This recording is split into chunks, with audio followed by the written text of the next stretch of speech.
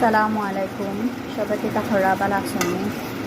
আজকে আমি ছোটো ছোটো একটা পটল দিয়া আর পিসা দিয়ে রাঁধব।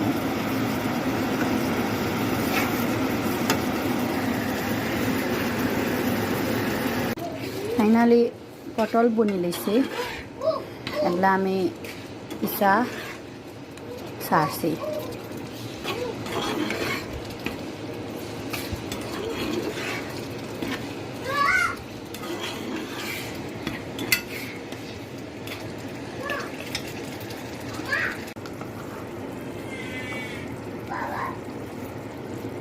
এখন আমি একটু ডোলা ভাতা লাইলাম,